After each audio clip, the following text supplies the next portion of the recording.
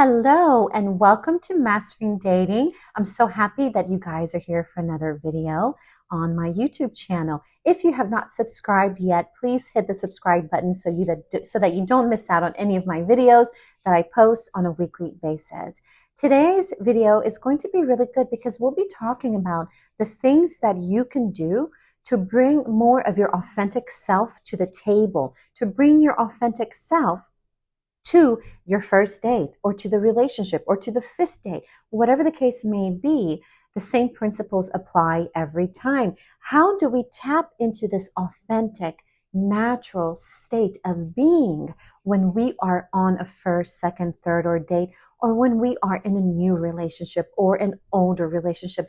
How do we stay in our most authentic self without sacrificing who we are, without over consuming ourselves into this new relationship or this new partner? Because there is a line that we don't want to cross. We want to be authentic. We want to give. We want to be vulnerable, but we want to do it without losing ourselves completely in this new connection. That's crucial, because if we lose ourselves completely, this is when we stop wanting to do other things or stop wanting to be with other people, hanging out with other people, family, friends, doing our hobbies, going after our interests. There can be this kind of like this pause where we put everything on hold for this new person, right? We put our hobbies, our interests, our friends, time with family, all of these things on hold as we are enjoying and just bathing in this new love that we have in our lives, which is perfectly fine, but we don't want to lose ourselves completely.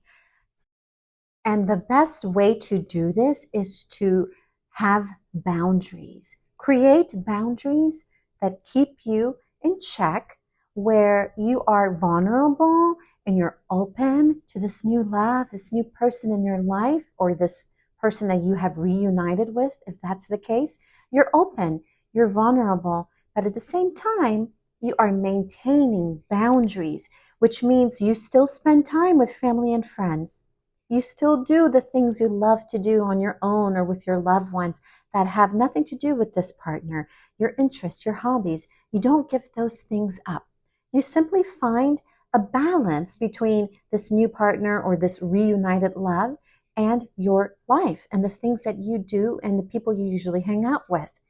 In order to have this balance that keeps you heading in the right path, you must create boundaries. So how do we do this? Well, you decide what you're comfortable with. You decide what is reasonable. You decide who you want to spend your time with. So if you have a best friend and you have a mother you like to spend your time with, you make sure that you give your time to them a certain amount of time every week or every month, whatever your norm usually is before this new love or this reunited partner came back into your life, right? So create these boundaries and decide how much time you want to divide amongst all the different people in your life with whom you want to spend time with. And decide how much time do you need for your hobbies and interests. Sit down and think about this. How much time do I want to spend painting, reading a book, exercising, or drawing, whatever it is that you love to do? How much time do you want to spend doing that every week? And how much time do you want to spend with your partner? Write it down. Keep a journal. And so by having these boundaries, you will stay on the right path and you will not lose yourself completely in this new love or this reunited partner who's back in your life. You want to always maintain your own identity, right? You will have your identity and they will have their identity. You don't want to blend it and get lost with each other. You want to enjoy this love and put your whole energy into it. Put your vulnerable energy into it and be flexible and be open-minded and be authentic and be natural and be genuine. Don't be something that you're not. Don't be someone that you're not. Be your most authentic self, but at the same time, you keep your own identity separate from that of your partners, right? And they keep theirs. Having boundaries helps you to create the balance you need to keep your identity. It will help you to keep your identity. Okay? So just remember that boundaries are important. they're always important. Even if you're someone who doesn't have problems with maintaining their own identity and not getting lost in a new relationship or love, any kind of love in general, even if you're not that person, having boundaries is essential. We all need them with our loved ones, with our friends, with our families. Everybody needs boundaries.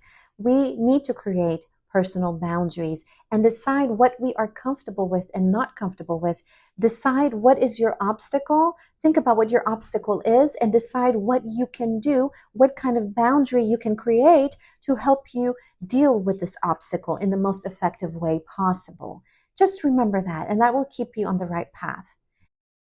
And don't forget to head on over to my other videos, check them out. Maybe one of them will resonate with you. Share my YouTube channel with your friends. Maybe they need a dating and relationship coach too. Thank you so much for watching, and be sure to come back again for another episode. Hit the subscribe button if you haven't yet, and I look forward to seeing you guys again. Bye.